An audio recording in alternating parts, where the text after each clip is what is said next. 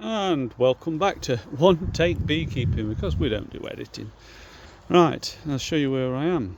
I'm up at the farm now on Wild Hill. So all this here, but Harry's, all this, I rotivated it all and did it in wildflower seeds. He's been down and put his peanuts out for birds. So I rotivated all this and set it off, but it's all gone over. So all these poppies will be full of. They're all full of seeds. And then this up here is Phacelia, which is really good for the bees. I think it's Phacelia. Really good for the bees, but this is the same. This will all, you can see, all have gone to seed. And I'll throw that not off. I don't know why, but this side all came out in Phacelia and that side didn't. Yet there were two packets I mixed together. Obviously didn't mix them very well. So what will happen now is this will just we'll just trim all this down.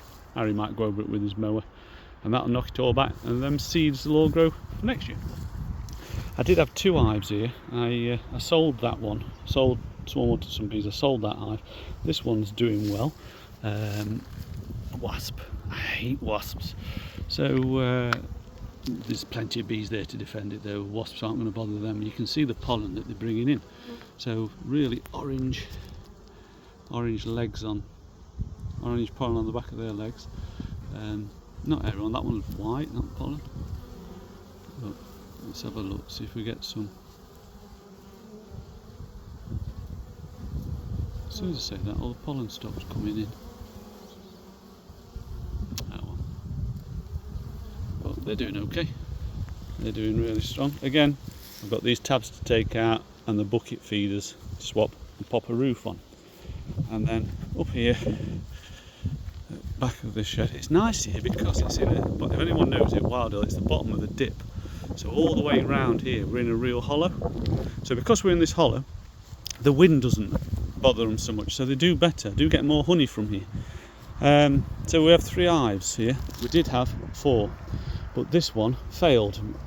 And why it failed, let's see if I can stand you on. Maybe not. So you can see me, there's a hive. So why it failed because you don't be facing in the sun, do you? It's one take.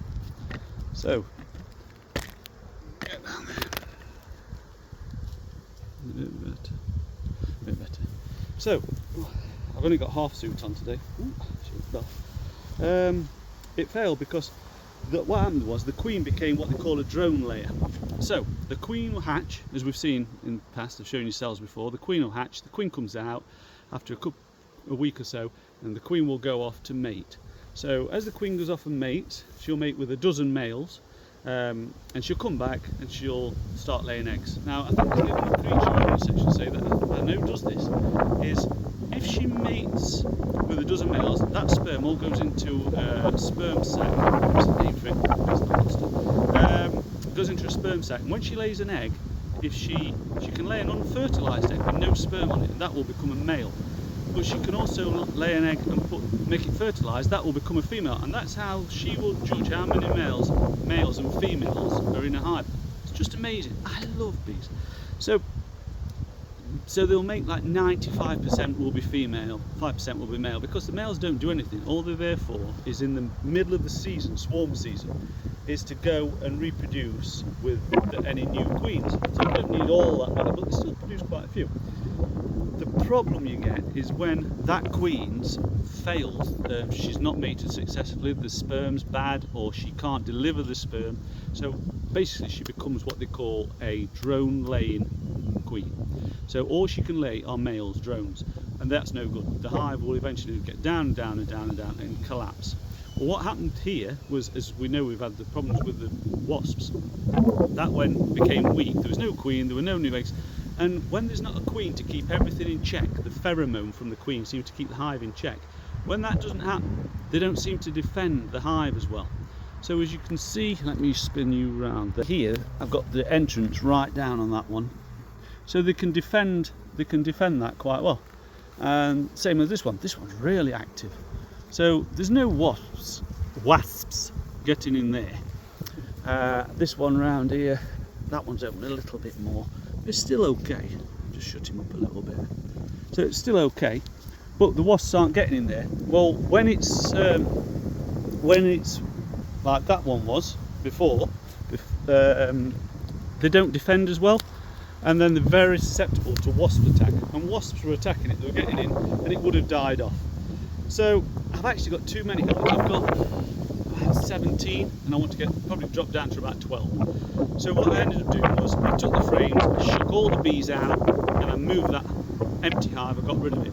So all the empty bees I've shaken out will all just go back into these other hives. They won't be lost, they'll go in there, and actually it does good because it boosts this hive. And it's actually, people moan or complain about losing hives or worry about it.